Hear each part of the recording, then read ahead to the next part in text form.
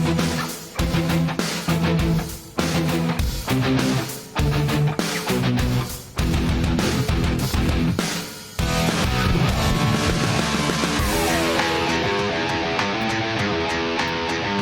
good evening, everyone, and welcome to a chilly Benilde-St. Margaret, St. Louis Park. I'm Charlie Beatty, joined by Dan Ficken. Lacrosse night on this Thursday night as the number 4 team in the state, the Breck Mustangs, comes in to pay a visit to Benilde-St. Margaret's. And Dan, let's dive right into it, starting with Breck. Section 5, which these two teams both are in, has been Blake's property for years.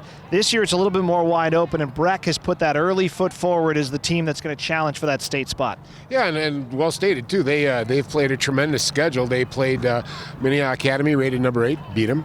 They played Stillwater, rated number 7, beat them. The only other rated team they played, obviously, was Eden Prairie, and they didn't beat them. But they're showing signs of having a very high-powered offense with a number of girls getting opportunities to put the ball in the net. Good goaltending, really good on the draws. And if you can control draws, you're going to win a lot of games. So they've really had a good year, and they've showed it by who they played and beaten. And on the other side, when you're talking about Benilde-St. Margaret's, this is a team that's been up and down all year, and the pattern has been play a team that's a little bit down and crush them. Play a good team, a ranked team, and then you struggle a little bit. Tonight they're playing another ranked team, so another chance to show themselves as a team that's taking a step forward. Absolutely. I mean, I don't know who devised their schedule, but it certainly wasn't kind. They've played Eden Prairie, too, and lost. They also played Chanhassen, who's rated number 3, I believe, right now, and got beat. They lost to a Blake team that they didn't feel they should have. It was a fairly close game. They were kind of down. Like you said, they had a down thing going on. But the schedule's going to get a little easier now, and they're looking for revenge right now after that last trouncing to show what they can do against this Breck team. I mean, they've played each other a number of times, and they're playing, obviously, for section seeding. So it's an important game for them. Some things got to come together. They've made a change. Their goaltender, they're putting the senior in, who played last game, has 1 victory, and she played second half of the last game. So they're hoping to get some help from her. If they can improve their draws and control the game and don't let Breck run wild, they have a chance of winning this thing because they can't put the ball in the net. Played each other 3 times in 2018. First meeting here in 2019 may not be the last, with some Section 5 bragging rights on the line. That's next on CCX Sports.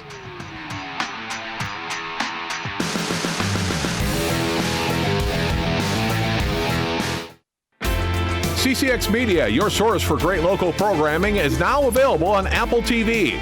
Our free app allows you to stream all 3 of our channels live. You will also have access to our large on-demand library, including daily newscasts and full sporting events. To find us, go to the App Store and search CCX and download our free app. Then sit back and enjoy all your favorite local content. The CCX Media app, now available on Apple TV, coming soon to Roku.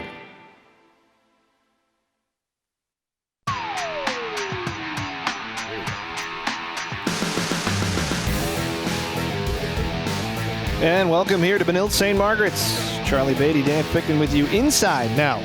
We are covered. We are good to go. Thank you. Our camera crew now hates us. As we are in, they are out, braving the increasing elements here. It's been an interesting day weather-wise, and should be an interesting game here between Breck and Benilde-St. Margaret's. The Mustangs coming in at 6-1. Benilde at 4-3. And as we said in the open, a big game, Dan, in terms of Section 5 seeding when they get there. Totally. Benilde's really got to make a mark here, although they have a winning record. They're 4-3-0 right now, and they're 3-1 in the conference. They still have some things to prove yet, especially against a ranked team like this. And they're going to turn to senior Megan Daubenberger. She's 1-0 this year, beat Chaska last week, had 6 saves in relief against Chanhassen on Tuesday. And at the other end, junior Lydia Aiken's been the goalie of record for Breck in every game this year. And she has been solid, 7 goals against. Has done a very good job. Almost got a 70% save percentage, which in lacrosse is amazing. So, and the early control for the Mustangs. Eleanor Applebaum, very talented sophomore, having a very good year with 17 goals.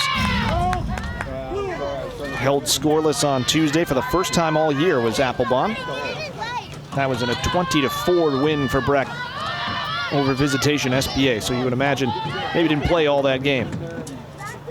And the early turnover in front as that pass goes awry from Natalie Ott. Scramble forward in the corner and unable to keep it in play back there is Polly Burns. And will be Breck ball.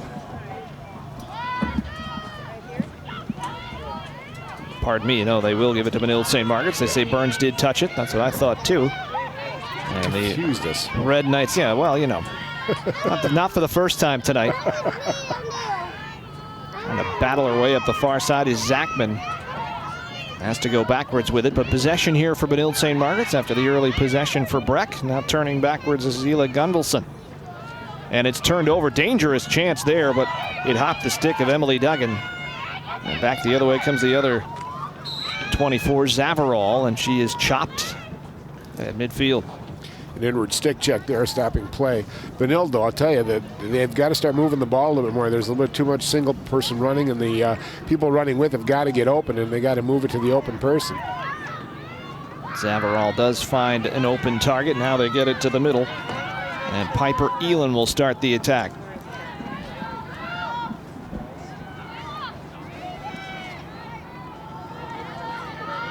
Emma Peschel behind the net. They'll get it back up top for Hoyt.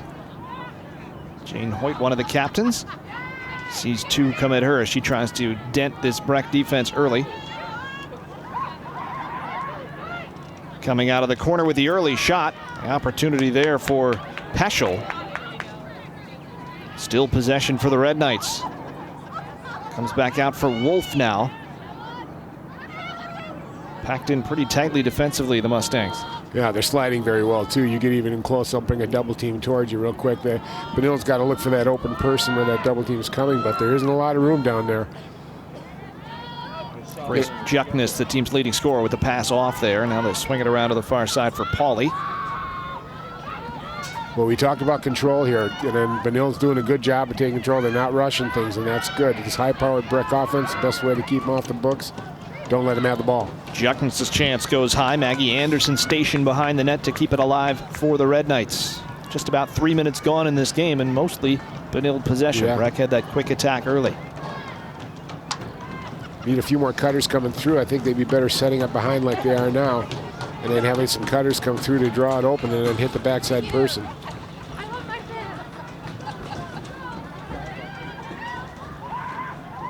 Dodge attempt here once again for Peschel, and has to hand it off. Oof. Trying to get it back. Good stick work by Breck, but the Red Knights still able to hold it. Now Juckness. Wait behind the net for Anderson. Watched there closely by Taylor Nelson. And once again, the freshman Wolf with 2 goals on the year. Juckness has 15. Does get a chance away. Shot under duress. It goes wide again. So still looking for one on target, but they're getting opportunities. They're getting opportunities. They're making some good dodges. Juckness here did a nice play right there coming. She'll come back here, switch her hands, which is nice. She can shoot from both hands, but they just got to hit the net. I also like she went from high-low to bounce it.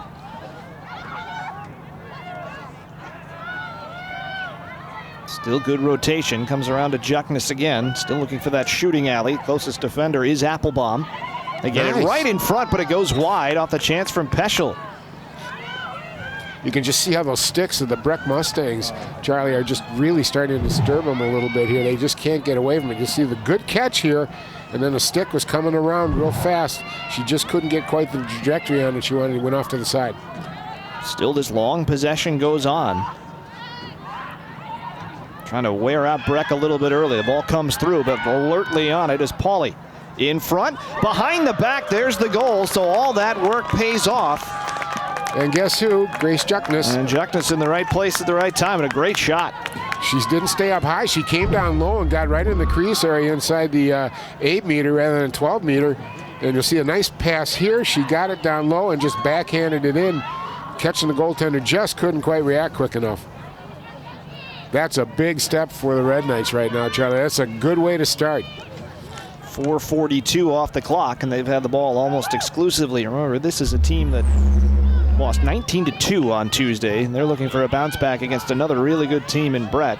That game against Chanhassen. Well, I like what you said earlier, too. Against good teams, they tend to wilt. And against the teams they should crush, they do crush. And then the one game in between with Blake, where they lost by 1. And Blake, not the Blake that we're used to, but still a very solid outfit. And again, Benilde with possession. You talked about draws in the open quite a bit, and they've been able to control one here. Well, talking with the assistant coaches too, he said these draws have been a problem. And of course, you and I both know draws in lacrosse, you can control a game if you can keep winning the draws. And now we're going to get an opportunity. Looks like for Peschel here. Not a great angle on this, but she'll maybe give this a shot. We'll see. They have tended towards possession over shots here early. Streaming in, gets the opening and scores the goal. Boy, that was just a mistake on the Mustang defense. Nobody closed knowing she was going inside. They kind of stayed back a little bit and let her get inside with her stick, and not much a goaltender can do there.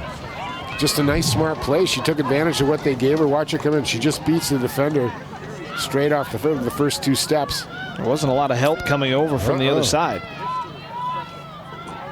I think even she might have been surprised with how much time and space opened up for her there. But her fourth of the year, the other three all came in the same game against Chaska.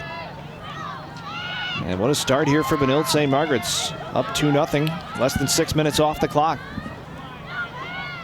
It's the first time I think I've seen the Mustang defense confused. They've been pretty tight the whole game. Stick work at midfield to knock it out.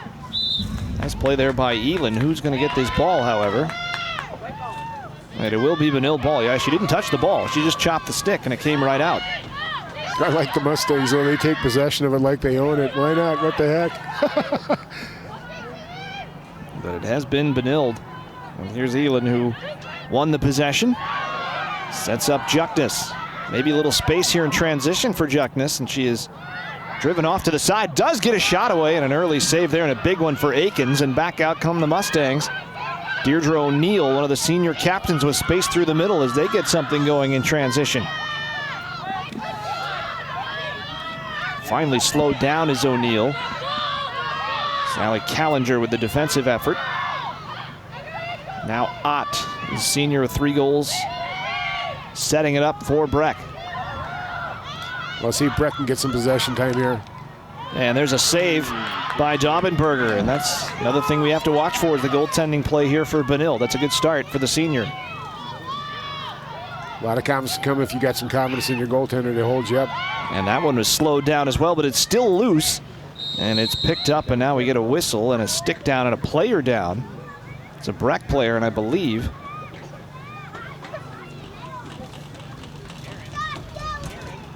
was there a collision? that is Ott in front of the net, and there's the save right off the elbow. That was earlier. Nice save there.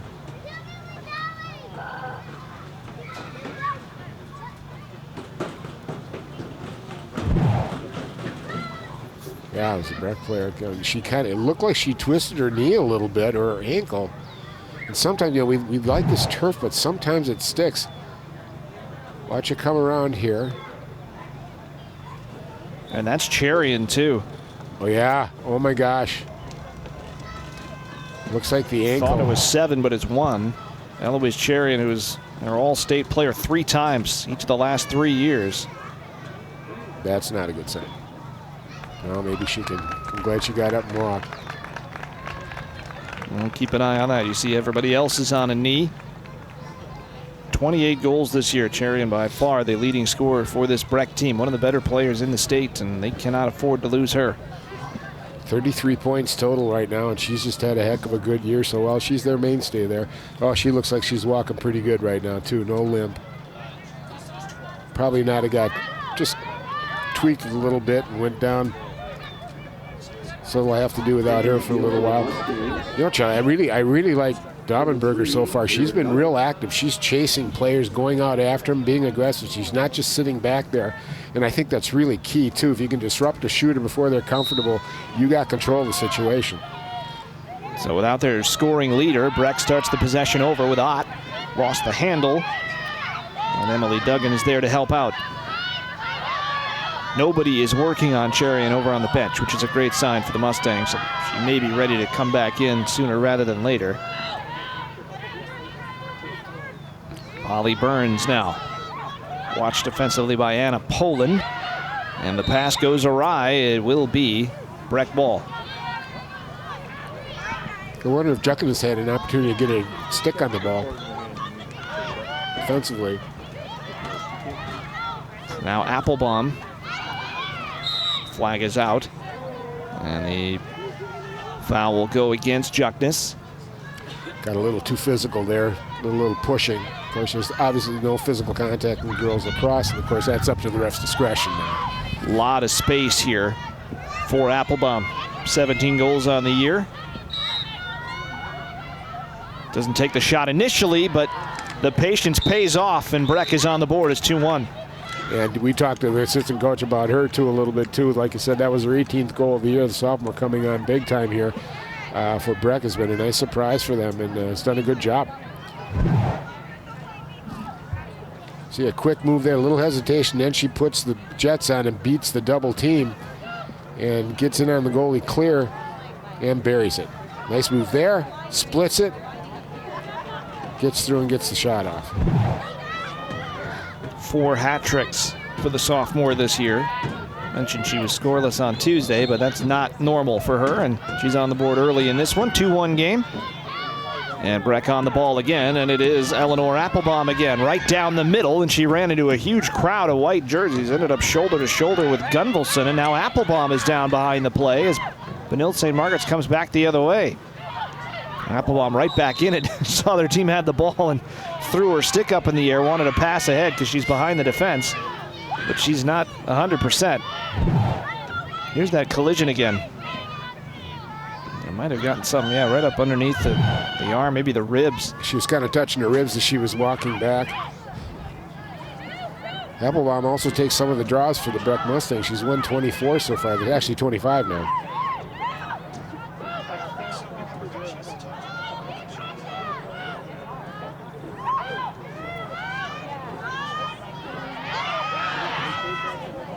That pass flipping up in the air. Maitland Luxon trying to grab it and does. Nora Johansson defending for Breck. Luxon lost the handle again, and the whistle goes, and break there for Benilde-St. Margaret's. Looked like it just dropped out. She had that stick in the wrong position going toward the Benilde-St. Margaret's body, which is illegal. It's got to always be away from the body. That's why they make those calls. You see a lot of stops in girls' hockey in lacrosse because of these stick situations.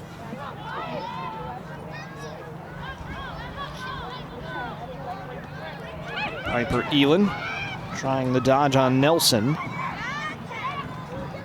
Good work by the junior Nelson to stay with her. Has to pass it off. Peschel back to Elin. Ran into the crowd. And it rolls back out again. Morgan Anderson up top this time, playing in the midfield.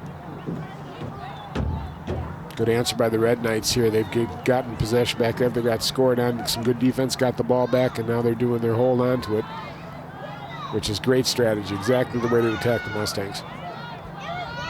They're playing a team that averages just south of 14 goals per game. Yeah. Keep the ball away from them as much as you can. Well, surprisingly enough, the Red Knights, for their record, they're averaging close to 11 goals per game. Another opportunity here, and Peschel's shot is charged down in front. Morgan Anderson right along the line back there is able to scoop it and keep it in play. Pardon me, that's Maggie Anderson. Here's Morgan on the ball. Eventually around for Hoyt, and it's another whistle as that will go against Erin Duggan. Duggan just an 8th grader on this Breck team, which is a pretty young group, only 6 seniors. Yeah. One of whom, of course, is Cherian, who's still on the bench. Trying to test things out after that injury. Opportunity here for Hoyt. Got the shot away quickly, and a good stop by Akins. I like Akins, my gosh. I tell you, the 2 goals, basically, she's been hung out to dry. They got people inside and then put it past her, but they didn't give the shooter much room there. They closed in on it pretty quick. Right now, she needs a target. We've seen situations like this in girls lacrosse. They can go on a while. She does get it away. And a foul will go against Breck. You saw that stick go into the body, and that's a call. Ooh. And now they've got opportunities, and what a shot that was. Maggie Anderson rips one home, and it's 3-1. Boy, that's a quick, nice transition there, fast. And Megan Anderson broke at the right time, picked up the pass, got in, and got a good shot off. One thing I like that the Red Knight girls are showing here, Charlie, is they can change hands with the stick. They're not stuck either a righty or a lefty. They can switch. Good pass right here, picked up. Now, she didn't do it that time, but she found a spot that she could hit, and she bounce shot that one, too. Against good goaltenders, you really don't want to do a straight-in shot. They can get that basket in on it, bouncing and changes direction. It makes it that much more difficult. And that play really made by Gunvalson, who stepped up, created the turnover, caused the whistle, and by then, Breck well out of position. Benilde really taking it to the Mustangs here early in this game.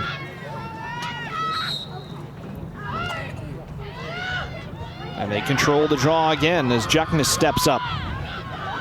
And they want to go quickly this time as they sense some numbers. That pass errant, rolling toward the sideline, still in play. And a push called against the Mustangs. That will go against Audrey Truesdale. Call's going Benilde's way, but they're making it happen. Good body position. Good hustle. They're on the ball. They're really engaged in this game. They're focused. They're doing a really good job. Not too many drop balls from passes and stuff. They're winning ground ball battles. Nearing the midway point of the first half, and another nice save by Akins as she goes cross-handed and nearly dropped it into her own net after that, but Luxon was bidding for a goal. And once again, this full field ride by Benilde-St. Margaret's causes yet another turnover. They're really pushing. Great shot, save. Great save. She just cut it on the edge of the basket. Oops. Makes a great save. That would have been really a bummer if it would have gone to the net. It was bouncing in her net, so she didn't quite have control of it. Quarterback trying to throw a pass on a rainy night. It just drops out the back end. But it gives the ball back to Benilde here after the turnover on the pass, and this is Piper Elin.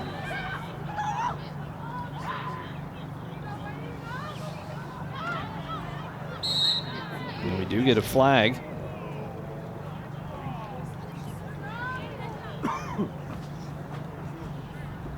I didn't see it. What did you see? I think it was up in the face. Contact. By the way, not much of an advantage out of that off to the side as Emma Peschel now. I think the infraction was actually away from the ball. They do work it inside again, and it's Morgan Anderson this time, and it's 4-1. First of the year for Morgan Anderson. Couldn't come at a better time against a better team. My gosh, what a nice little move Morgan Anderson made here. Junior defense. You like seeing that. Comes through, makes an outside and then back inside, comes through and just gets it around the goalie. Wow. She's been active up front tonight. I don't think you're going to see her as a defender too much longer if she keeps playing like that. Yeah, no kidding. What a great move. Looks like some switches have been made since the last few games for the Red Knights here and moving some people around. There is Anna Bowlesby. Has to like what she sees so far. Talking things over with Maggie Anderson. Would they happen to be sisters, Charlie? What do you think? I believe so. I think they look almost exactly alike. Probably a good bet. Maggie a junior, Morgan a junior, so there you go. Oh my gosh. Good chop out there, good defensive play. Brooks Swiller, or pardon me, that was Nelson, trying to get it up front for Ott. Lost the handle. And a Poland back there. And the foul goes against Breck once again. Boy, surprisingly physical game here. They're really getting the bodies on one another. The good news for the Mustangs is after that goal, Cherian did return to the field, so she's back out there. Good defensive move right there. A step up on that play by Sally Callinger. But it's still Breck ball. Now a foul goes against Benilde. Polly Burns, the senior captain, coming off a hat trick, will start play. There you see Polly. 9 goals on the year.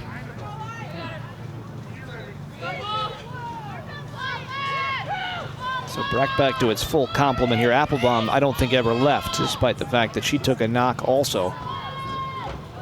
The Mustangs down 3. 10 minutes to go in this first half. And another good defensive play, that time by Elin.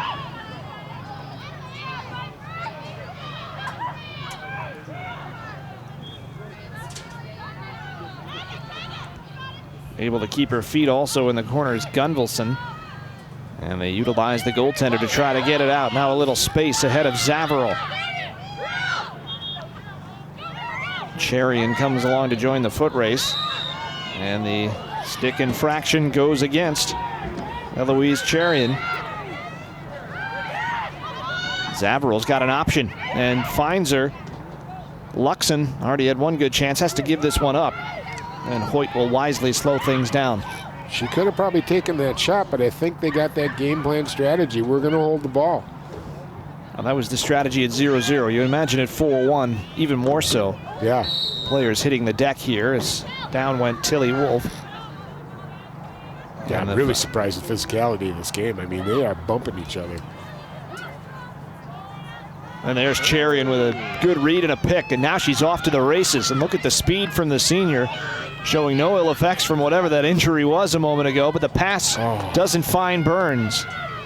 And it goes back to Benilde-St. Margaret's, and a lot of good idea. Unforced errors, though, for Breck so far. Yeah, just not connecting. Boy, in warm-ups, they looked really good, and all of a sudden, great move here. Boy, she's just a bolt of lightning. Look at that move. Boy, she can run. Sees the open person, which is a smart move, but just off. And her days playing lacrosse in this kind of weather might be numbered, because next year she's going to go to Pomona Pitzer in California. Future D3 player. Well, you got to give her some, credit for brains, Exactly. Minnesota to California, gee, that'd be a tough decision. Now the Mustangs are coming off a win 20-4 against Visitation St. Paul Academy, so, maybe they aren't taking this too seriously, but I tell you what, the Red Knights are just doing a great job executing a good game plan.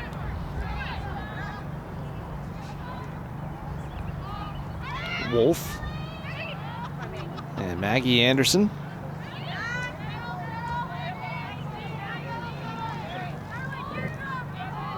And again, when it's not there, they're wise enough to just back it back out. They're in no hurry. They're setting it up.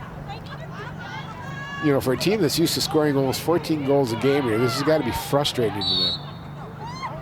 And the stick fouls are piling up against this Mustang team. That one goes against Nora Johansson. What Breck is doing well here, though, they're not doing it within the 8 or the 12-meter crescent out there, which would give a free spot. So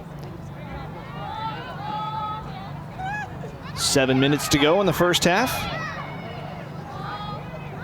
First half dominated territorially by Benilde-St. Margaret's in the 4-1 lead. Certainly a big one in this game, which hasn't seen a ton of chances because they've been holding the ball so well. As Juckness slips away but can't beat Aikens. Aikens saved their life there. Juckness beat a triple team. What a great move. And Cherian turning on the Jets again. Maggie or Morgan Anderson can't keep up. Cherian does get it in front. This time Ott was cross-handed and couldn't handle the pass.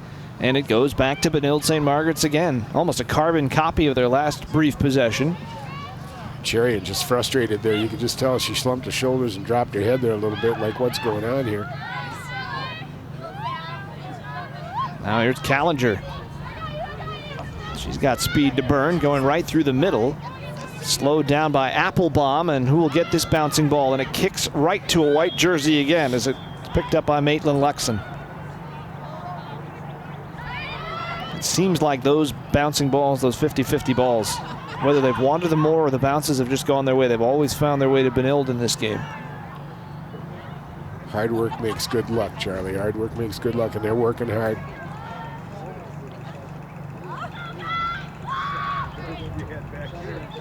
And more patience this time from Luxon. Nelson trying to back her off. Came up high a little bit.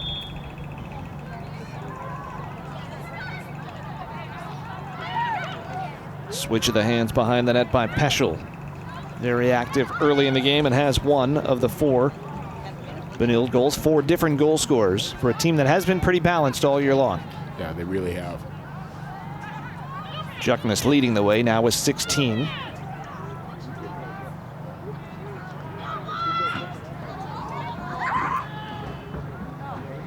That pass didn't connect with Elin, but more great hustle behind the net.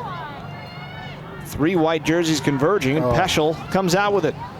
And you called it earlier too. Great body position, boy. She just stepped right in her. Peschel and just took her butt and got it in the way so she could get after the ball and picked it up.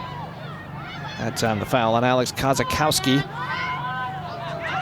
Now Tilly Wolf through the middle, another opportunity, and Akins didn't know where that was, but she stopped it with her right foot.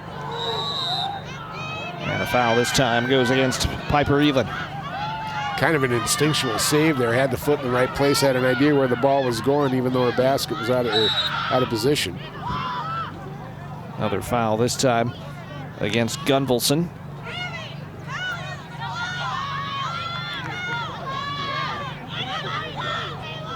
Breck trying to set something up. This is Kozakowski, or pardon me, this is Visaya.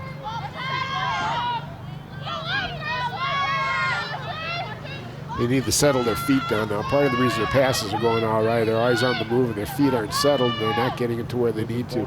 They can slow it down here now and just kind of set up, move the ball around, let Benilde start doing the footwork. Oh, nice play. Got it out front. There was a push, or was it in the crease? In the crease. And that possession was down without Cherian, who's back on the sidelines again. Not sure if that's injury related or the fact that she just did about 4 wind sprints. Bad turnover there. Eleanor Applebaum picks it up. Once again, she becomes the offensive focal point. And a shooting space violation this time called against Peyton Murphy. No angle here. Now they'll move her up a little bit.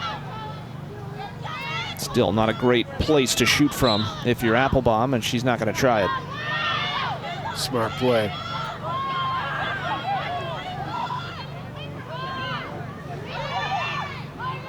Got it in front. Ott scores. Excellent setup by Applebaum. Perfect. And finished off by Natalie Ott. Ott made a really nice cut coming in from the right-hand side. I like the fact that Applebaum settled her feet as she came through. If we can get another look at it, you'll see that she settled her feet, got them underneath her, made a good quick pass here, right there. Wasn't rushing, took her time, focused on where the stick was pointing, got it into Ott's hand, and she just ripped it again. High-low shot, bounced it. Tough for a goalie to stop. That was a big goal for Breck. They needed that. They haven't seen the inside of that net for a little while. 4th of the year for Ott, 3 of which have come this week. 2 on Tuesday.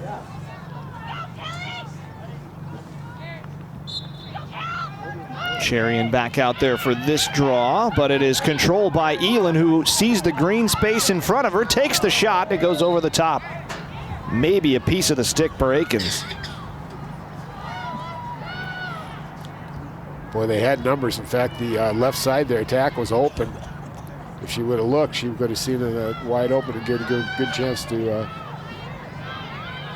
score. I think Maggie Anderson was the wide open person there on the side. 2:13 left in this first half. We may see Benilde try to use a decent chunk of that. See when the opportunity pops up is going to be right now as Elin takes the chance. And able to escape with it is Deirdre O'Neill. Looks up and sees a white wall, 4 Benilde players in that area. They're able to switch the field effectively. Nice. Applebaum through the middle for Cherian. Great ball movement here for Breck, and Cherian has options. Drawing 2 defenders towards her, and nothing really materialized, and she backed it up. Didn't try to force it. Good, smart play. Pull it out. Got an opportunity here with minute 30 left in the half.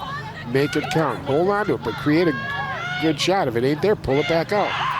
Applebaum does take the chance. Wasn't the best of angles, and it was shut down by Daubenberger. A couple big saves for Daubenberger here early to keep it a 2-goal game. She's done a real nice job, boy. I tell you, I can see why they made a switch there and put her in the net again. She's showing her stuff as a senior, Daubenberger is. And she's made 3 or 4 really good saves here this half. Let's go, defense! Applebaum in front, Cherian, and it's 4-3. Didn't have a lot of room, but scores. Number 29 on the year. That's what all state players do. They get in the right spot at the right time, get the ball, and know where to do with it. Put it back of the net. She's only had one game this year where she didn't record a hat trick. That was against a very good Minnehaha team. That game ended 6-5. So there weren't a lot of hat tricks to be found that night. But she is a pure goal scorer, as you said.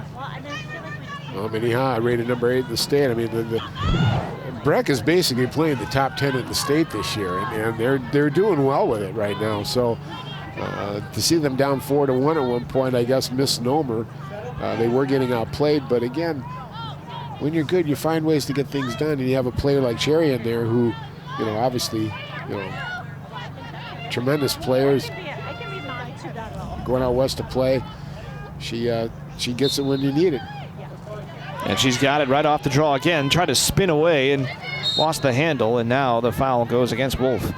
Well, the thing for Breck, too, is that they have a conference with 3 teams in it, and the other 2 are Minnehaha and Blake. So there's some top 10 games right there, but the rest of the schedule you can pick, and they have really taken that opportunity to challenge themselves. Eden Prairie, Stillwater, both state tournament teams from a year ago. Whistle before that shot, so it will not count for Polly Burns as she tried to tie the game. Well, as you mentioned before the game started, too, this has kind of like been Blake's era. I mean, they've dominated the conference, they've dominated the state.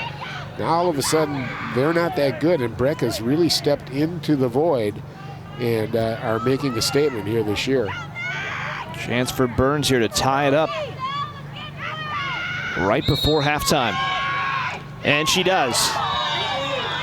Denied the chance by the whistle, but makes up for it, and it's 4-4. A couple quick goals for Breck, and you mentioned they're a good team. They find a way to get it done. They have taken over here in the last maybe 2 minutes of the first half.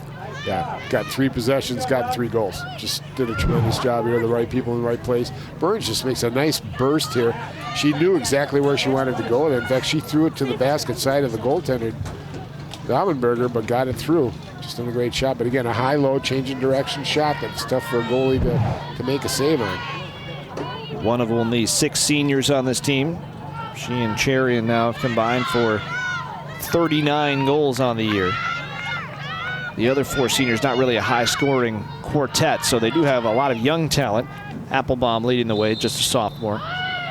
Big draw here, maybe one last chance for whoever wins it, and it's Benilde-St. Margaret's. Charian called for the foul, slashing Maggie Anderson. Still plenty of time now for Benilde to grab that lead back. Down to 20 seconds. Anderson, though, is being slowed down. Needs a little help, loses the ball, and back comes O'Neill.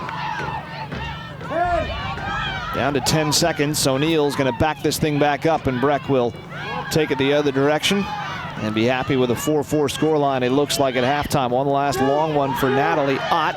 Under a second to go, and she will run out of time.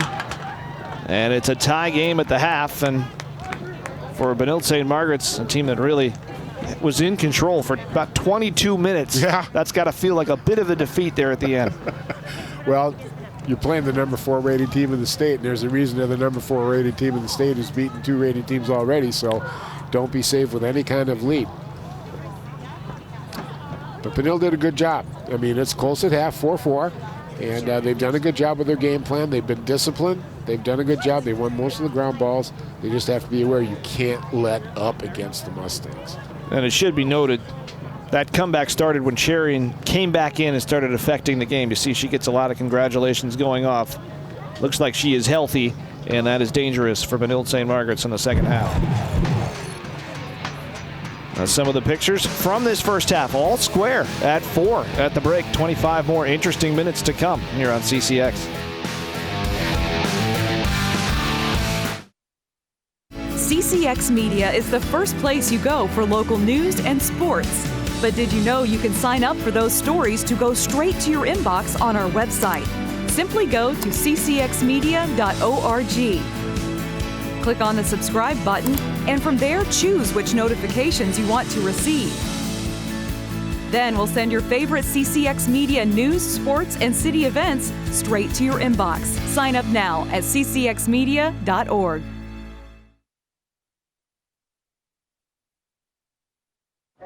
You don't have to be so strong. Strength is not optional. This is my mother, my purpose. Real muscle is lifting her spirits between bedpans and bad news from doctors that doubt her strength. Strength is buried in bills, managing meds, and swallowing those moments of, Mom, it's me, your daughter. Remember? My strength is super, but I'm still human, right? Find support for your strength. Visit aarp.org/caregiving for care guides and community.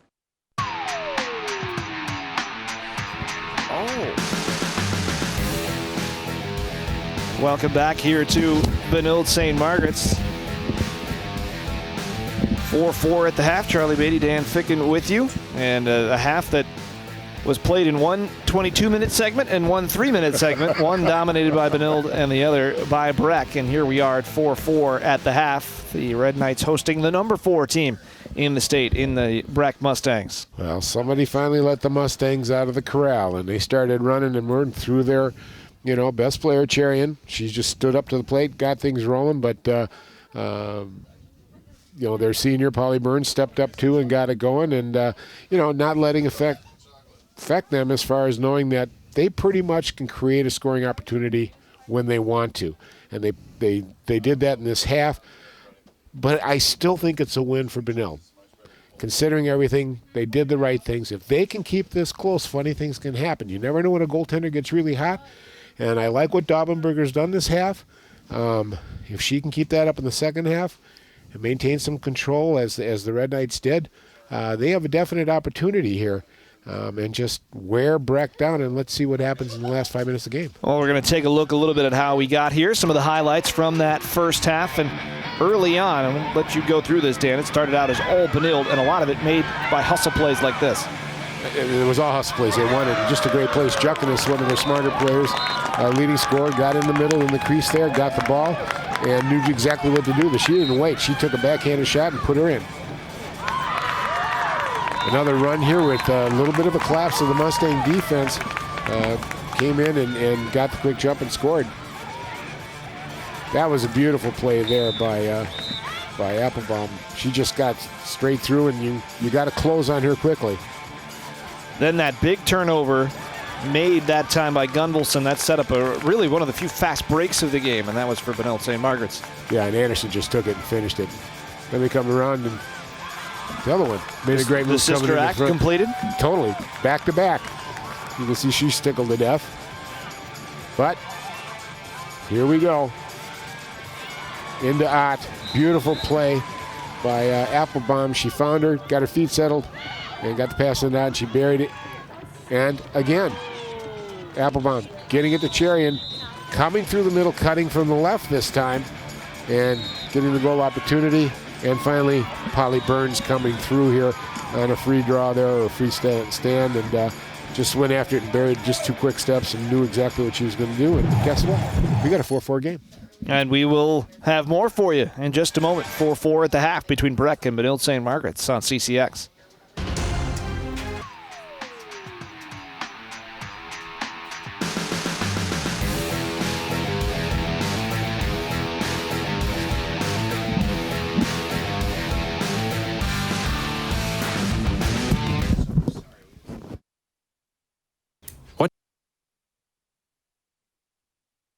Because of you, I felt hopeless.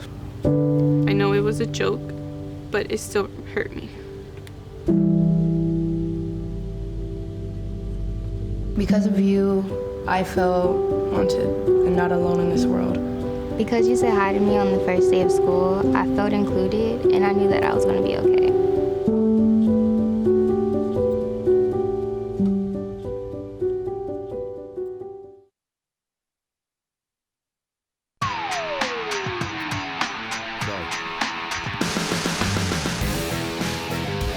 And a Bowlesby talking shop with her team here as Benilde-St. Margaret's had a 4-1 lead, now 4-4 as we approach the start of the second half. Charlie Beatty and Dan Ficken up here in the booth, our great crew, all over this field. And this is what happened before the game. This was impactful teachers were honored for all these Benilde players, and they were all able to walk out with somebody who had impacted them from an educational standpoint. Lest we forget, these are high school kids, and they've got a lot to do during the day. This is just one aspect of what they're up to on this Thursday night.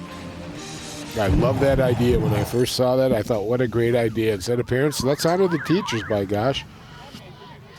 The parents will get their day at some point this season, usually toward the end of the year is when that happens, but teachers get their night tonight. I think they would have asked for better weather, the teachers. We're really going to honor them, but everything else looked pretty good down on the field, and a good game so far. And there is the new Breck head coach. They started the year with Ashley Nelson. Ashley is coaching with St. Thomas out in California. That is Katie Moynihan, who is actually a current player at Concordia St. Paul, and is also the coach here for Breck. She was a great player at Apple Valley, and still in college herself. So playing and coaching all at the same time. New career, maybe? Probably wasn't thinking about it, but all of a sudden, wham, and you know, she's got the Mustangs, the number 4 ranked team in the state right now, so. And she was part of the big rise of the Apple Valley program. Wasn't on the team last year when they won it, but her younger sister Molly was one of their best players. And Katie was there through a lot of really, really good teams that didn't make it for Apple Valley to state because they were up there with Prior Lake, and those two teams would battle every year. Well, here's the crucible for the Mustangs. They've got to start winning some draws. They did not do a good job in the first half winning draws. And they're not going to win this one because of that shove from Taylor Nelson. It's been physical out there, especially on these loose balls. Boy, really? Sally Callinger, the victim of that foul, but she's none the worse for wear and still has good speed as she's busting in. Airmailed the pass a little bit. And the loose ball picked up by Breck, and this time the whistle goes against Benilde as they're going to nab, it looked like Caroline Pauley. Looked like a halo violation. You can see the ref putting her hand over her head. Caroline Pauley, of course, the daughter of Ken, boys hockey coach here at Benilde-St. Margaret's. Gee, there's a couple athletes in the family. There's a surprise. And one very good coach as well. So that goes out of play, and it goes right back to Benilde. So an eventful first minute here, but mostly turnovers. Well, the sun has gone down, and the temperature's dropping a bit, so as you can see, the girls don't exactly have all their winter gear on right now. Yeah, not as many sleeves as I would have thought coming into a game like this, but I guess they're moving around a lot more than we are. That's true. A turnover there. And Cherian is all alone in front, and a nice recovery play by Daubenberger to make sure that pass didn't get through, but Breck still has it. And Cherian would have had a slam dunk had they been able to get that one going. It's key to Daubenberger. She needs to stay active. Into the crowd, and it's bounced through, and the goal good for Lillian Visaya. And her sixth of the year gives Breck its first lead. Nice play.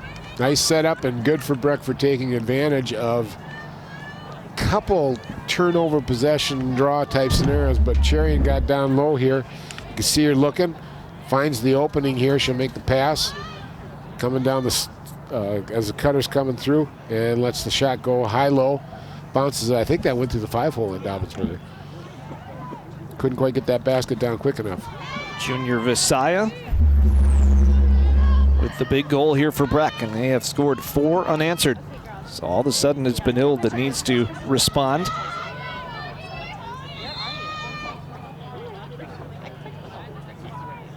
I'll have to try this draw one more time. Get him reset here, calm the arms and hands down. Nice pick out of midair.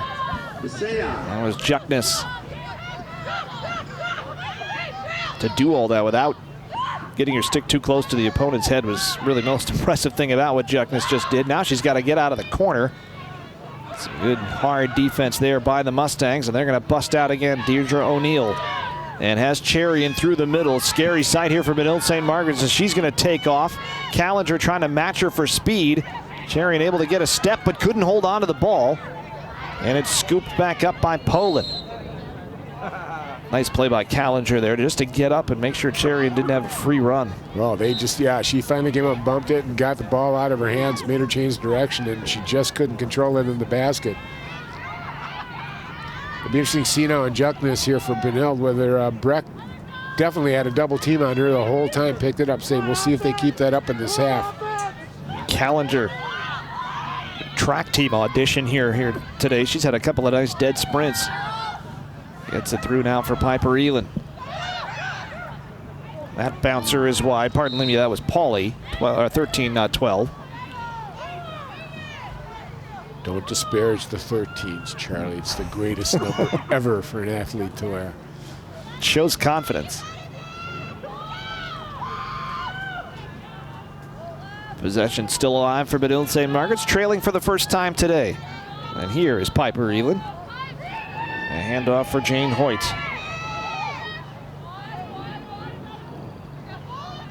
Pauly now for Juckness. See if the double team comes again.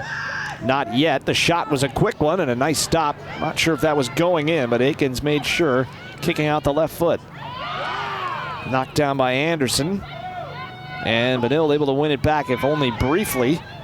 Maggie Anderson trying to negotiate the defense and the official here in the corner, and does win it. Peschel has Juckness, has space, and it was blocked by the defense in front. Anderson, though, following up. Yes. And Maggie Anderson with her second. Boy, that was an Anderson story there. Hustle coming around on the left side there, coming back through, got it back beneath, and then got back out in front and picked up the rebound there. You see the pass going to the back, settled it down. Then they got it back out front again here. Missed shot by Juckness, but yet there's Anderson. Came through, got to the front of the net, and buried it. That was a little nice backhanded shot there, too. She turned her body Bit around. of an awkward backhanded shot, too. It didn't look like she turned both hands, but it worked. She is the first player today to hit the 2-goal mark. We've had 9 different goal scorers in this one. Both teams have potent goal scorers too that have really, racked them up. But getting it spread out like this is a good sign for both teams, especially coming in the tough part of the schedule. And, they're going to have some sections coming up, and hopefully the even-handed scoring, won't allow a team to kind of focus on anybody, on just one person. And this is, of course, an intriguing matchup because it could be a section preview, whether it's a semifinal or a final. Right now, if you look at some of the rankings, it would be these two. And Hopkins is the top 3, and then Blake. I'm sure Blake would be a 4 seed. Nobody wants to play, just on reputation alone. But, as we said, Blake is not necessarily the Blake of old this year. Lost a lot of talent over the summer.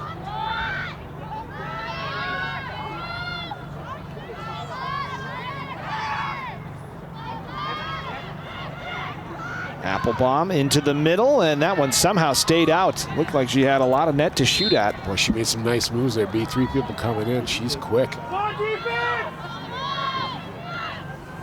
Probably need to see some more ball movement out of the Mustangs.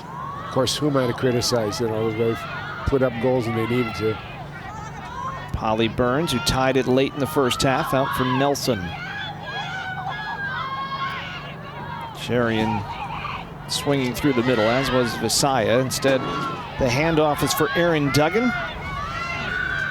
Nearly 5 minutes gone here in this second half.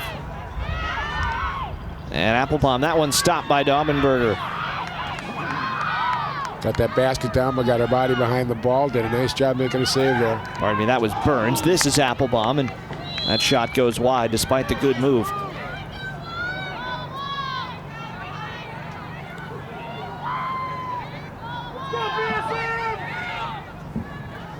Long offensive possession for Breck. Might be broken up here.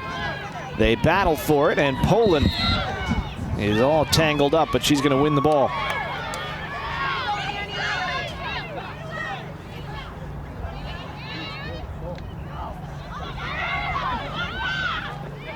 Back the other way, and guess who? It's Sally Callinger again. Showing the wheels all the way by herself, and this one deflected wide. Great save by Aikens. Callinger fought through about 5 stick checks. Did a really nice job here coming through. I love the Indianapolis Motor Speedway runs here that we're seeing on both sides. Nice move there coming in. Had a high-low situation, but both goaltenders here are doing a really good job too. Morgan Anderson this time will hand it off. Wolf. And now Elin. Stutter step and scores. Not sure if that was a stumble or a stutter step, but either way, it worked out. It's and Piper Elin now with her 10th of the year. I think that surprised Aikens a bit because she came in on the short side. She kind of looked at it like, how did that get there? But a nice shot here by Piper Elin, and she got it off quick, too. That's number 12, Piper. Watch the footwork here. You be the judge. That looks like a stumble to me, but either way. I agree. Well, bounced it through, looked like. Yes. Bounced through, came in under the shoulder, and just bounced right through. Gives the Red Knights the lead back. It's Piper, a pretty good lacrosse family herself. Her older brother Quinn on the state runners-up the last 2 years. One of the best players that the Red Knights had. Playing collegiately, I can't remember exactly where, but they have a really good team last couple of years that somehow just got tripped up at that final hurdle, and they're really good again this year. Yes, they are. Won a big game over Prior Lake over the weekend in overtime. I think there's a little revenge in that situation, or no? I was here, and yes, there was a lot of it. Apple bomb now for Breck. It was a great game, too. It was very low scoring. I think 5-4 was the final. There were long stretches without a goal, but it was fun lacrosse, despite the fact that it was not nearly as many goals as you're used to seeing. This one, maybe a little bit low scoring as well, but it's been great. Seen good performances from a lot of players, and Visaya gets drilled. And she's slow to get up as she collided on the play there with Zila Gunvalson. She's going to get a goal-scoring opportunity out of this to try to tie the game. Get the face mask torn off and the whole bit. Stick definitely got into the halo there, Charlie, without any shadow of doubt. And that has to sting when that cage comes off your face like that, kind of roughed off. So she'll get a golden opportunity here to tie this game. From straight on.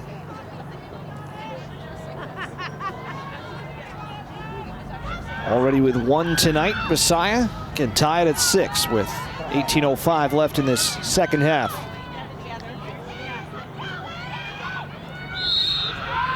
Gets the shot away quickly and misses wide. And Burns able to outpoint Callinger behind the net. Boy, you know, you get an opportunity like that, you want to hit the net, make the goalie make a save, you know, if nothing else, or at least fumble for a rebound or something. But gonna get a second chance here, and that one never really got the hands over top, and it popped up high. Good setup by Cherian. Should be noted there was a yellow card thrown out there as well for Gunvalson. So the next 2 minutes, now about a minute and a half for Benilde-St. Margaret's. They're down. One key defender trying to hold a 1-goal lead. And a stop there by Daubenberger as she denies Ott. Burns able to scoop.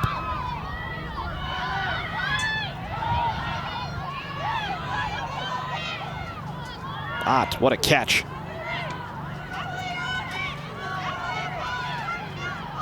A lot of cutters here for Breck, but the passing lanes aren't there yet. Applebaum backing off. And another stop by Daubenberger, point blank range. They're being aggressive, getting that basket right up to the stick, allowing it to do one thing, go into her basket. O'Neill able to outrun Peschel, but then throws it away. And it's Tilly Wolf. And Benilde just trying to kill some time here, and Nelson stepped in her way. Oh, I would almost put a yellow card on that one, too. That wasn't intentional. I'm getting in your way. And Nelson's been very physical today. Now Peschel. Nobody's stopping the ball here for Breck. Now they finally do. And Peschel stumbling in front. And she's going to get a chance here. And remember, Benilde down a player. But there was really no impetus there to get in front of the ball for Breck.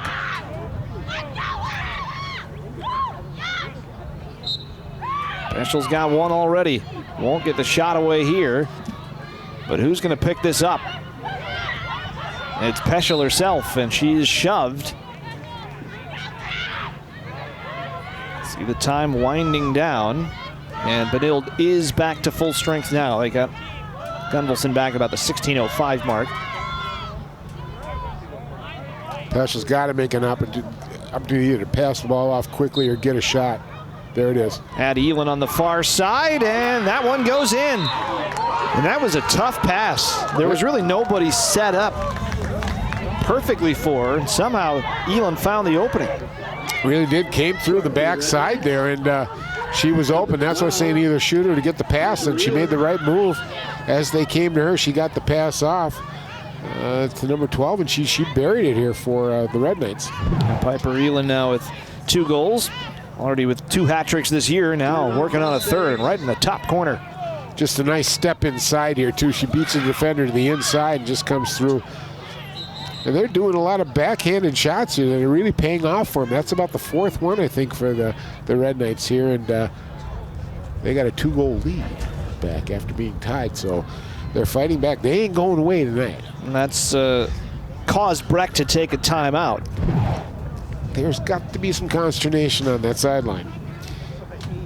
I find it interesting, you and I talked before the game. We talked about how Benilde, when they play the ranked teams, they tend to, you know, kind of fold a little bit. And we talked to one of the assistant coaches for Benilde-St. Margaret's. They said they're seeing the same thing, and they wanted to see something built tonight. You know, they know they're facing a ranked team in their section, very familiar with the Mustangs, but they knew they had to play the game. They had to get their draws improved, which they definitely have.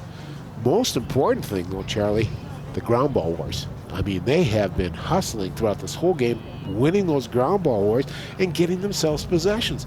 So even if Mustangs come back and score 4 straight goals on them, they're still in this game, and they're building, taking it a moment at a time. They got a 2-goal lead back again now, so they're in control of this game. If they keep playing this way, it could be a long night for the 4th-ranked Mustangs. How much in this timeout, if you're Benilde, is the coaching staff saying, all right, we built a lead in the first half, and we let it slip away.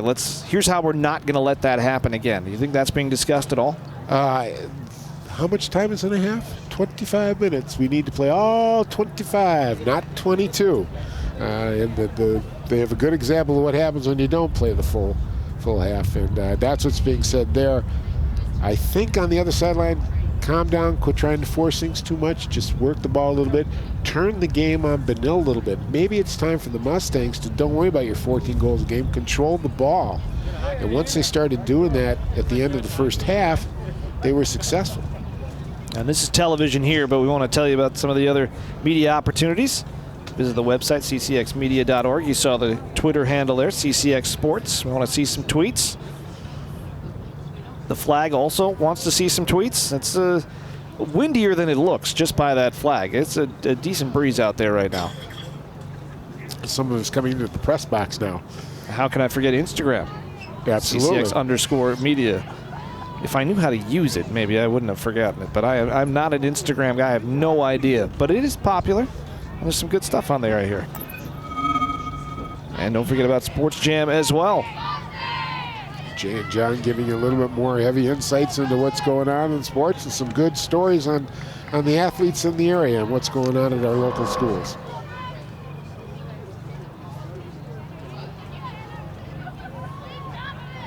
So the timeout breaking up here. 15:30 is what's on the clock, and you just mentioned it. There's 25 minutes and a half. There's still the bulk of this second half to go. Also check out the CCX Sports Play of the Week. Go to ccxmedia.org for that. Get on the website, folks. Take a look. Highlights are there. Games can be repeated. You can watch full games if you want to. And that's in all the variety of sports that we see out here in the northwest suburbs. Baseball, obviously lacrosse, softball, you name it. CCX is bringing it to you. Now, the way this game is shaping up, we could be in line for a late game situation, the type of situation that can produce a play of the week. Somebody's going to put forth a big effort here in the final 15:30 with Benilde leading 7-5 and a draw at midfield. Controlled by Nelson and the Mustangs. Mentioned Nelson's been physical in this game, but she has worked maybe harder than any other Breck defender as well. She's won a lot of balls for them. I'm surprised by that call there. It was kind of a light push, nothing really bad. Ref's been kind of letting it go. Eleanor Applebaum doesn't get the opening. Good slide by the defense. Poland the second stick there. Well, this is what the Red Knights want to do. Make Breck work for their goals. Ott's free. And Ott is free and right along the goal line, and she's got her second. And again, she has 5 goals this year, and 4 of them have come in the last 72 hours. Boy, but the cut and the break, she was so quick doing it. She just took her defender off her footwork and just beat her clean. Came in from the side. You can just see the defense was just, and the slide was late coming in too. She got a little whack there at the end, but boy, that was a nice move. And she went at it hard, let her go. So right out of the timeout, great start for Breck. You see Natalie Ott with a couple of goals. Another one of their seniors working on her first hat trick. And right off the draw, Breck's going to get it back. An infraction that time going against Maggie Anderson. And right back come the Mustangs. Chance to tie it up. And it is Applebaum behind the net.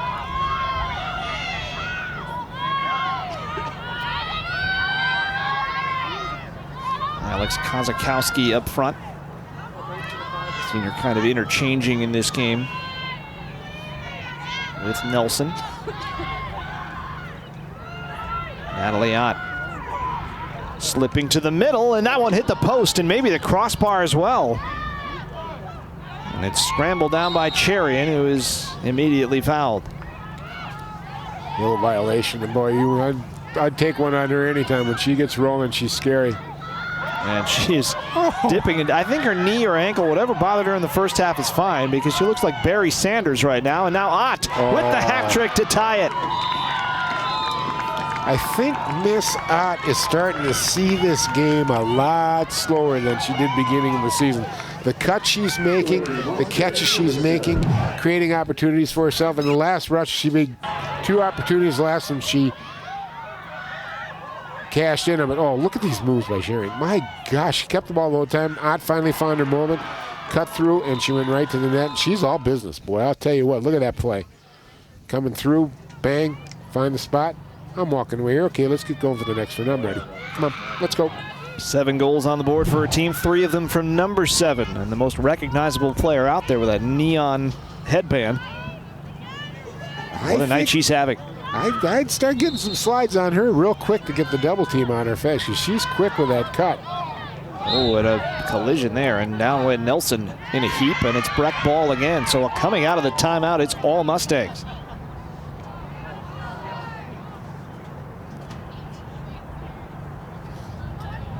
Well, I think Coach woke him up, Charlie. I think Coach woke him up.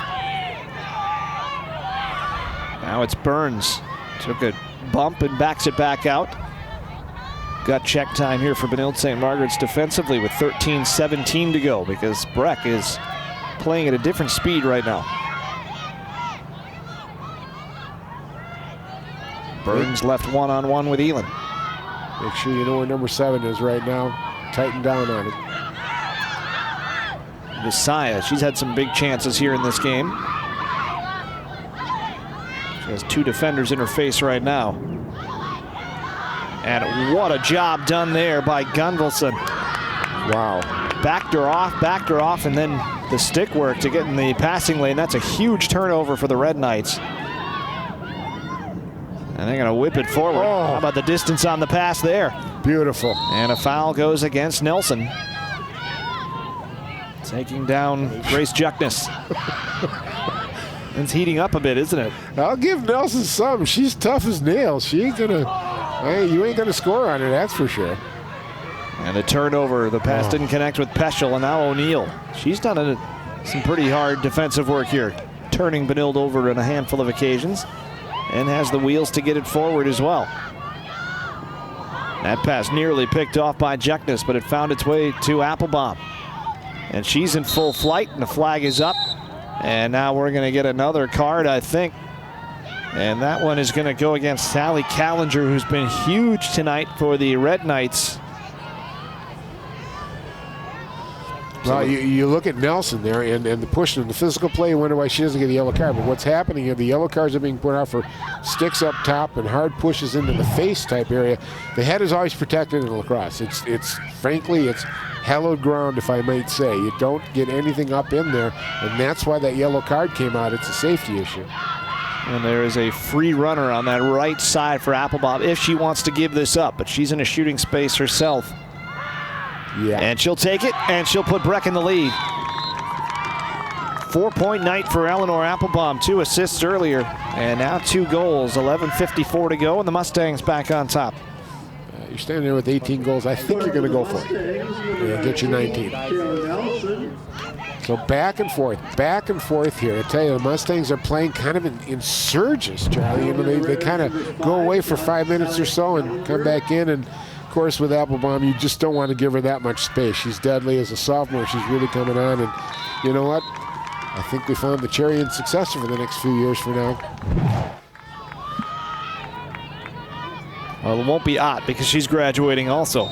But she's had 5 goals this week. Timeout called by Benilde-St. Margaret's, and they needed this one. Yep.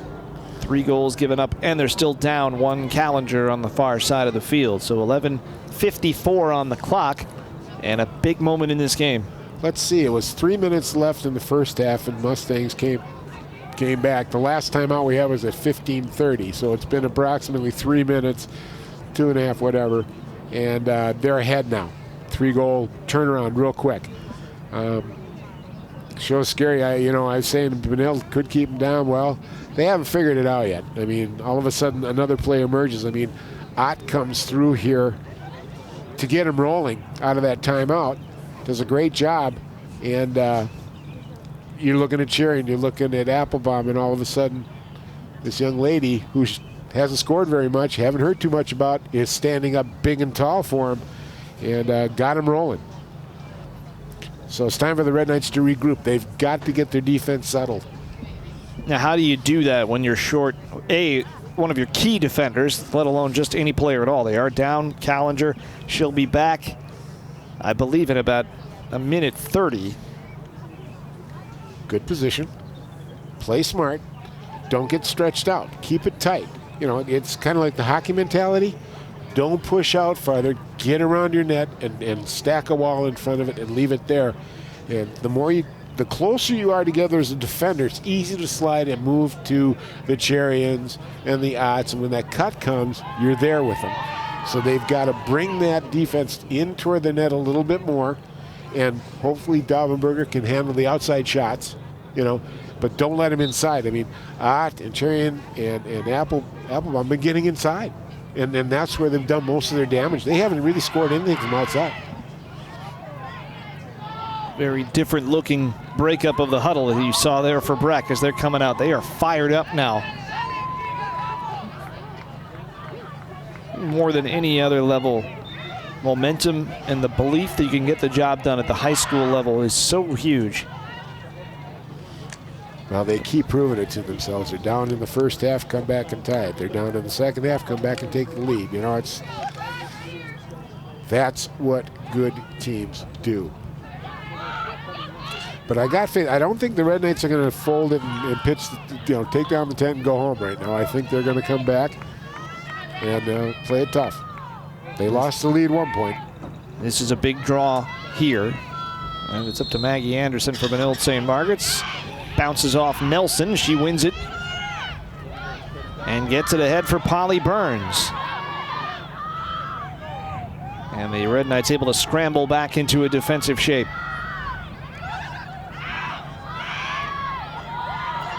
Beside the open player is Cherry, and you don't want that. And there is the big save by Daubenberger. And the official pointed the wrong direction at first, but it is going to be, it is going to go against Breck. And Cherian called for another foul there. She impedes the goaltender's stick in the crease. So what a break there for Benilde-St. Margaret's, but it came after an excellent save on the most dangerous player on the field. Now Poland trying to kill some clock. And this is where having Callinger has been the trump card for Benilde-St. Margaret's tonight. She's been the one who's been able to burn past everybody. Here they turn it over, and Visaya has it again. Flips it across the field, and it's Kozakowski right in front. There's Ott again, and she's got 4. Boy, she don't miss.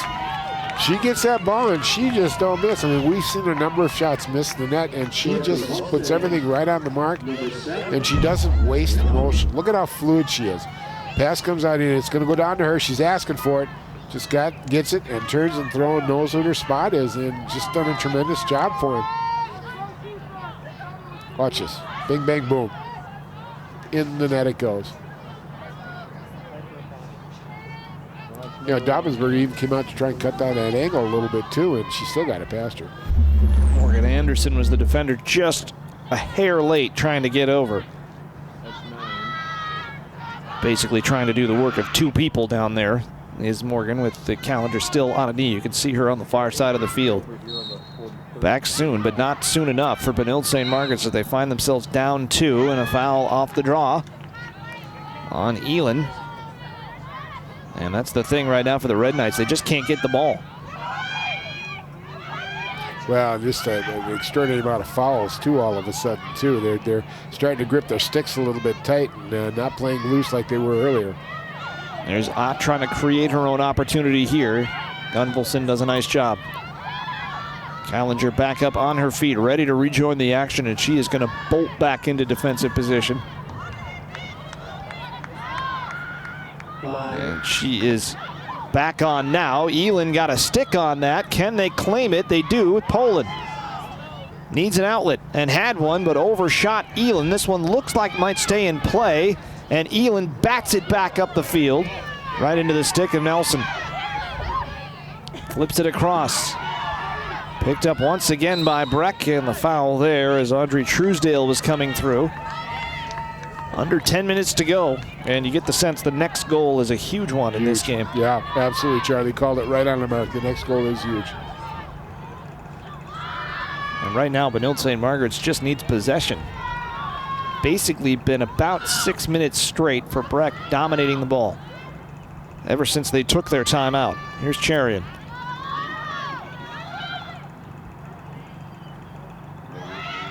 I like this. Patience. She's not forcing the issue. She's one-on-one with the player, but she's not forcing it.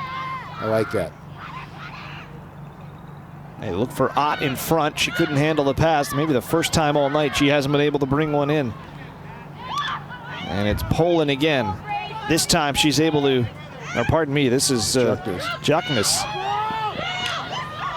Knocked out, but a foul in the sphere was Kozakowski. Juckness has got to step up now. She's the leading scorer for the Red Knights. She needs to step up and lead her team right now.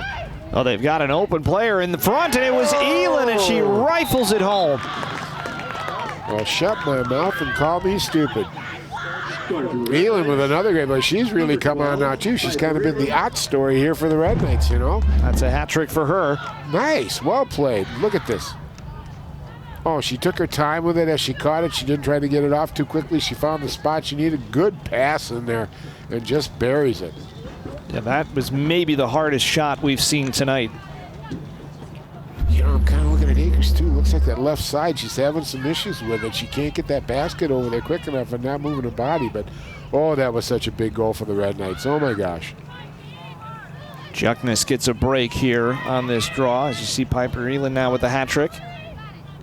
And another big moment at center here. 9-8 with 8:33 left. And Nelson once again wins the battle. And yes, folks, they are trying to get it over to Nelson's side on purpose. You see that the last 3 face-offs, she's done a great job. Knows where to go with it. They want to get it to her because she comes up with it.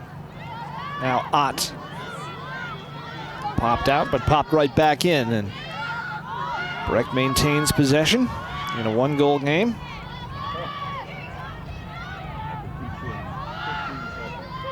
Now Applebaum. Holly Burns. Out front, goes low, and Toppenberger. Oh, yeah. That's what I found. Thank you very much. So not many goalies know how to get their bodies in front. Beautiful pass there. And that was almost like a hockey goaltender going down in the... So we get a whistle here against Breck. Ooh. It's going to be a free spot in the 8-meter. Not a lot of blue jerseys back there.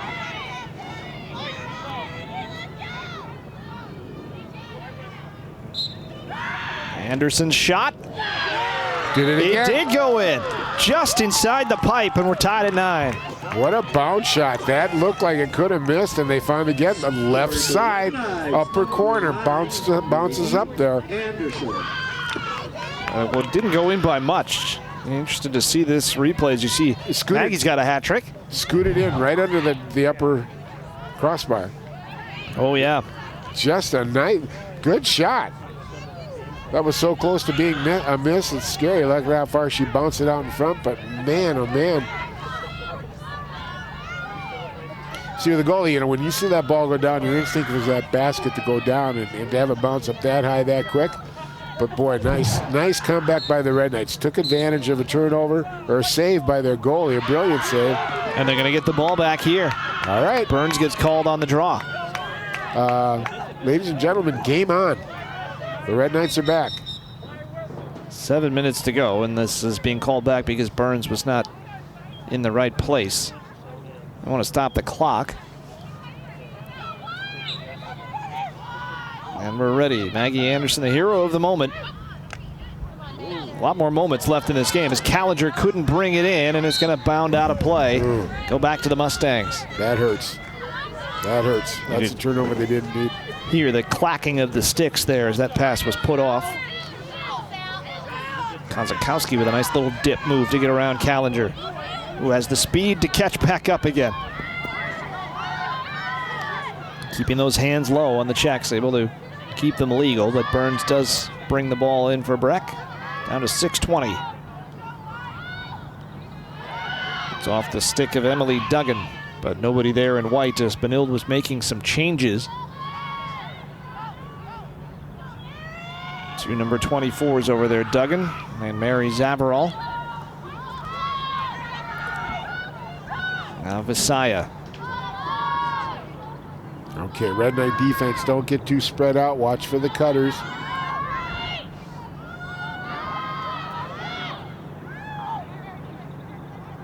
Applebaum. The double team slides over.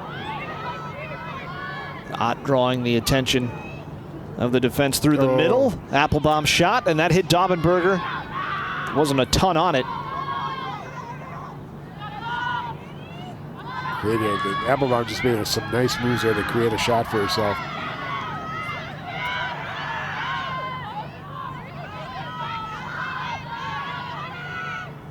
Ooh, where's the slide? Charian. And Daubenberger came out and just stuffed it. There's that aggressive play, getting out, not standing there waiting for him to come to you, going out after him. And she's done that a number of times, and it's really worked for her. And Zavarol's not going to wait. Trying to catch Breck napping a little bit on the quick restart. And Morgan Anderson had to just drop back out. Benilde able to control.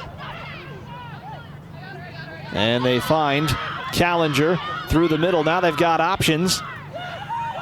Quick shot, and that's on the outside of the net. On the opportunity that came from Juckness. Little bit of a forced shot. Should have just calmed down and just tried to work for a shot to get the lead. They had the ball. 4.5 minutes left. They could have just worked for a shot, but okay. You saw this a little bit in the first half, and there you saw Aikens had to make a quick jump out of the crease. Avoid the whistle. And a loose ball here, and it's going to be Benilde picking it up with Zavarol on that far side. And able to negotiate 2 or 3 checks. Zavarol still going here. She cuts to the middle. And now flips it down low, and they'll slow it down with Luxon. Thank you, thank you. Nice settle down there. Boy, a rare Breck turnover and a pass on the breakout. You didn't see too much of that. And, I don't know, close game here. Let's see who's going to grip their sticks a little bit too tight. Piper Elin, we've got 3:38 remaining.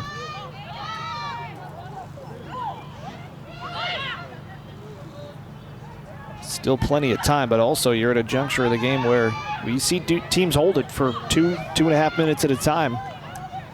Nothing wrong with that here. You know, Benilde's been good today about patience and moving it around and, you know, not giving it up for a frivolous shot. They've been very disciplined that way.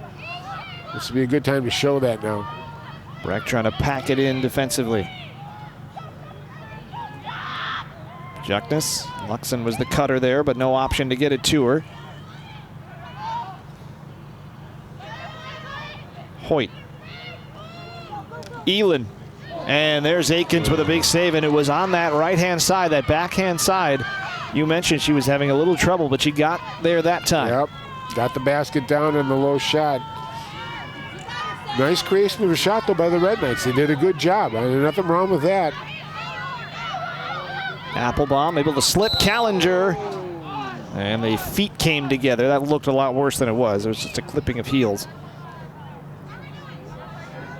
Well spotted by the official, who was right on top of it.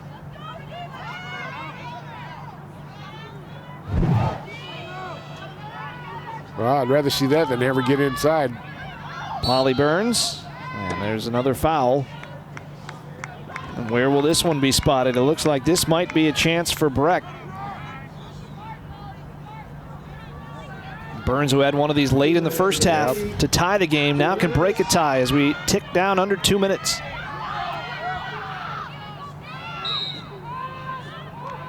And she'll hold it, lost the handle. That was interesting. And a foul goes against Breck. So didn't feel like she had the shot, I guess. Or were they playing for time? Don't know if it was nervousness or anything, but she probably should have gone off to the left where there wasn't much opposition. Even if you're just going to hold on to the ball, but forced yourself back to the right where all the Red Knights were, and they took full advantage of it and got the ball back. Zavarel draws the foul on Cherry and tried to go quickly again, but the officials call her back to the right spot. So Benilde can essentially play for the last shot here almost, but they've got to get offensive possession. Zavarel's in a sea of blue, and they collide. And are we going to get a late card here? Yes, we are, and it's against Nelson.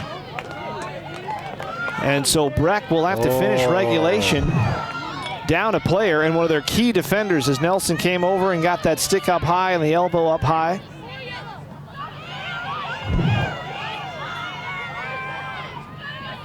Interesting.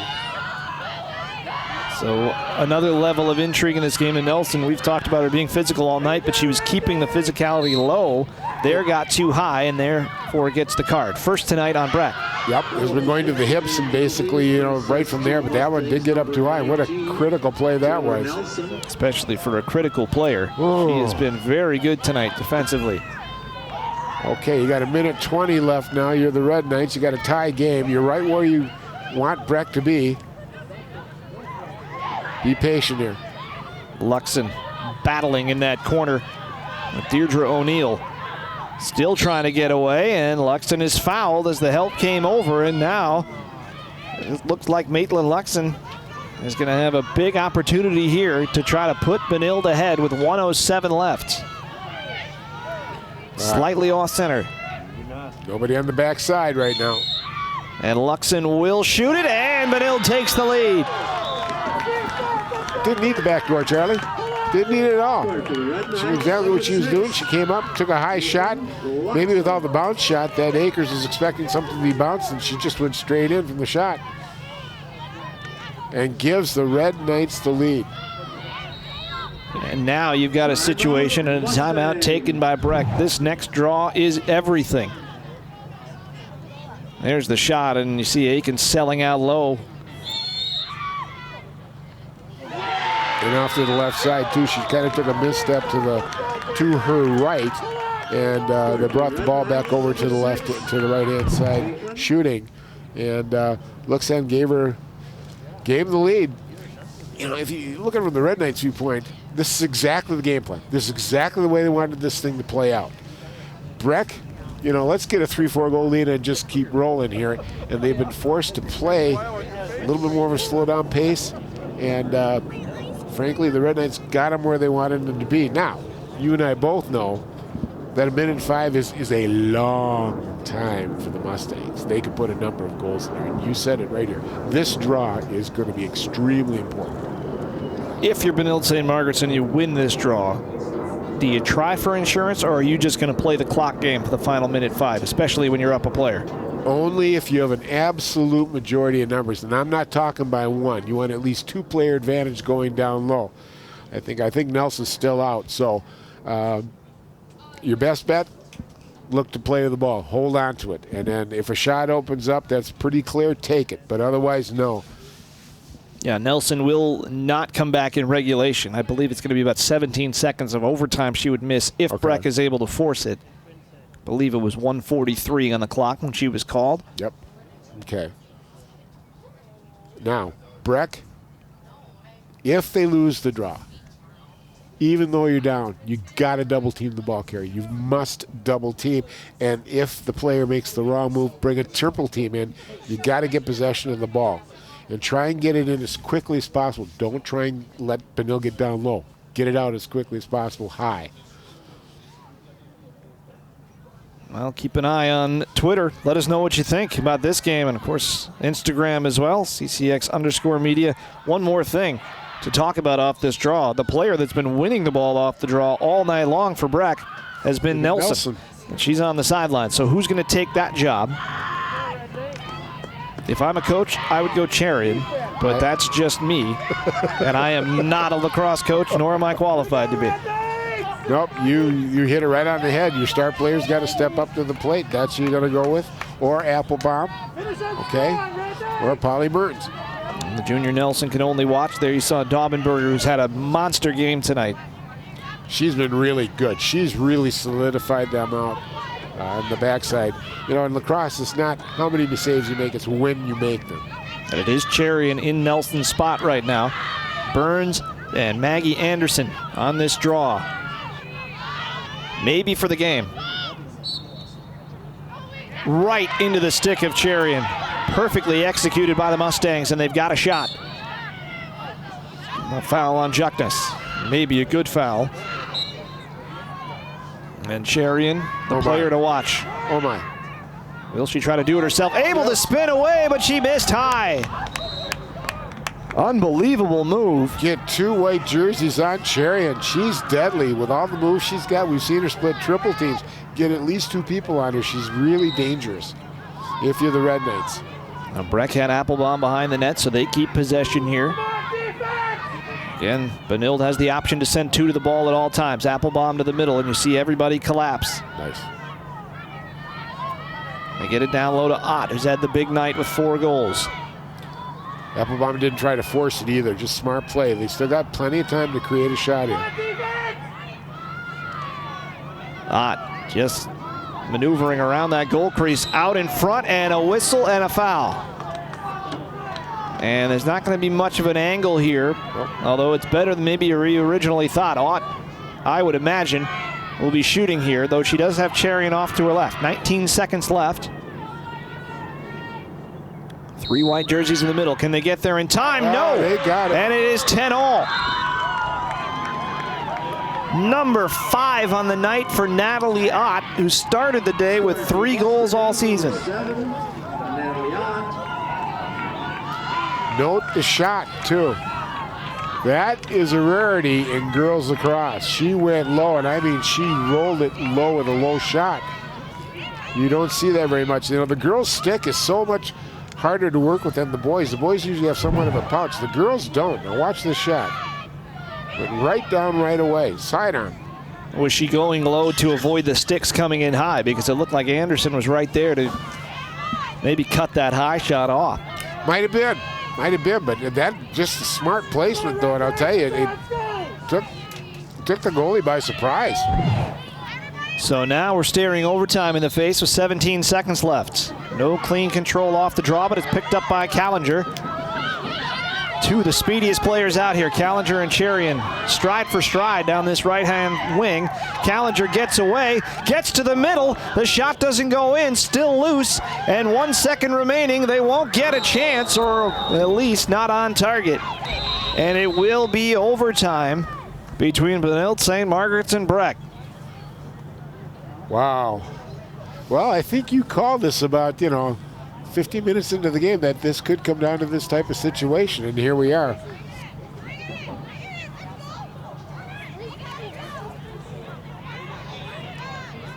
Right now, after talking to the coaches before the game, I think right now the Red Knights have a win in their column because they played this number 4 ranked team right down to the wire, got them into overtime where, as you said earlier, Charlie, they would fold against good teams and get beat.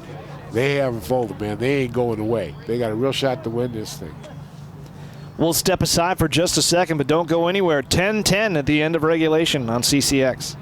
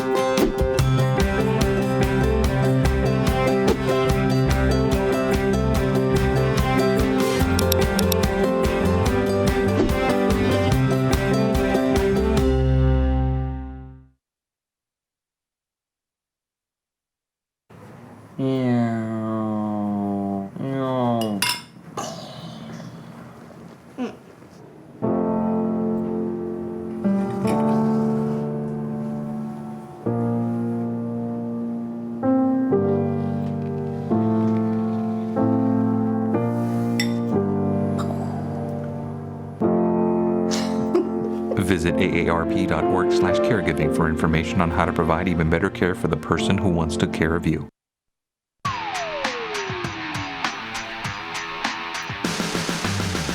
You see it there, all square at 10 as we start overtime. Now, what a second half we had.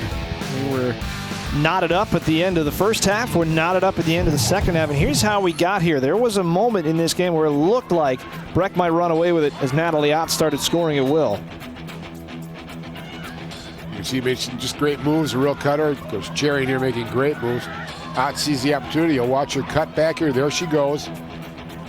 Great shot here. Puts 2 in right in a row. And of course, she's got 5. We'll get to the 5th one later. And he had some help as well as Applebaum put one in. But there was a moment they were up by 2. It looked like Breck was about to just turn up the Jets, run away with this game. You see another one here from Ott. But it didn't happen, and that's due to some gutsy play, starting with this goal by Benilde-St. Margaret's as Piper Elin got them back in the right direction. And following that up was Maggie Anderson. Free shot opportunity, and then another one late. And that looked like it might have been enough. Remember, Benilde was up a player at that point. They got the goal from Maitland Luxon, but there's Ott with number 5. What a week she's having. And she has forced overtime here. Now Breck will start the overtime session, still short a player, for about 20 seconds. Now, there is a little bit of confusion here because the rules for girls lacrosse have always been 2 3-minute halves, not sudden death to start overtime. It was announced here as 3 minutes, sudden death. So we're going to go with that, but we may be wrong as we start overtime. As you see Taylor Nelson, who can only watch for another few seconds. So the next goal may very well win this, although that would be a departure from the girls lacrosse rules that we are used to. Once again, it's a 3-minute sudden death. And it was just announced again, 3-minute sudden death. Breck will be short until 2:38 on the clock. And 22 seconds is what Taylor Nelson still has to serve. So we're going with sudden death to start this overtime. Well, sudden death, guess what makes that the draw now? Really, really important.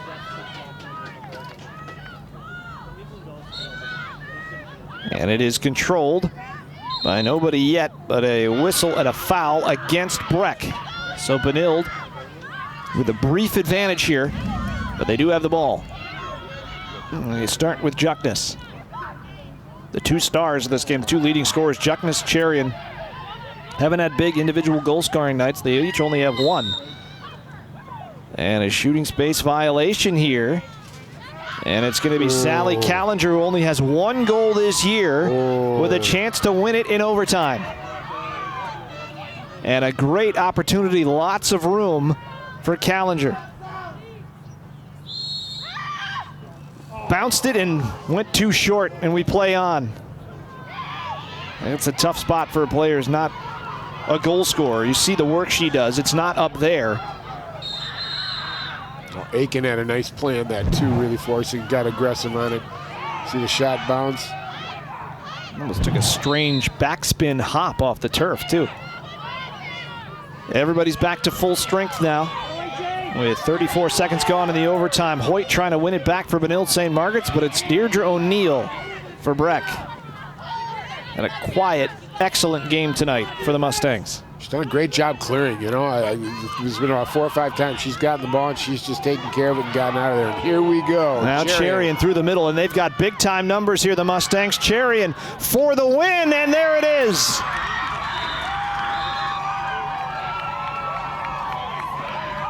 One minute exactly into overtime.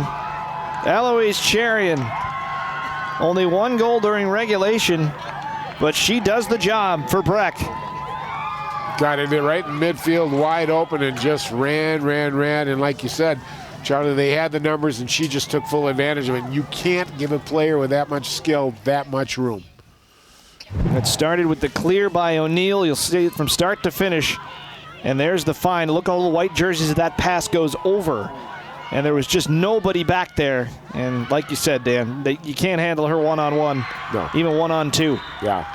A newer spot and just buried it as it came through. And big players come through in big spots, and that's what happened tonight. But the Mustangs got a scare tonight. They got a big scare, knowing that the section is not going to be easy to roll through. The Red Knights may have found their game tonight, Charlie, and we'll see how they do for the rest of the season and then see what happens in the sections.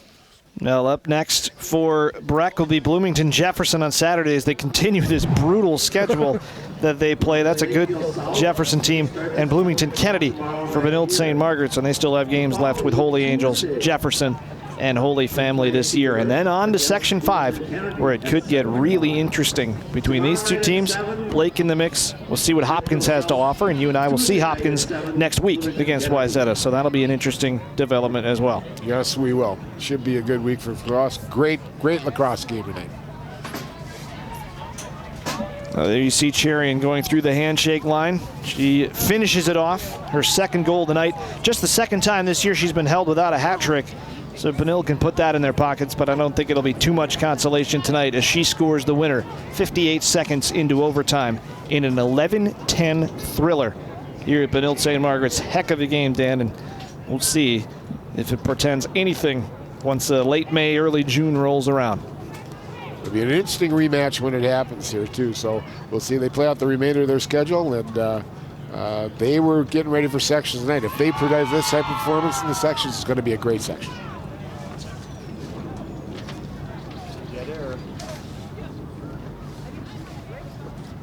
So good luck to both of these teams as they move on now, and you know, Breck showing themselves probably to be the number 1 seed maybe in the section right now, standing up to any kind of competition. Even when it gets tough, they found a way to win. Well, that'll wrap it up for us tonight. As you see Anna Bowlesby going through the speech with her team, there's a lot to talk about there. A great game for Benilde tonight, as like you said, they gave Breck a scare, but in the end, the Mustangs pull out the victory in an 11-10 thriller between Section 5 rivals. For Dan Ficken, for our great crew here at CCX, I'm Charlie Beatty saying so long. Enjoy some of the last pictures of this one as we roll out. What a game it was tonight. Good night, everybody.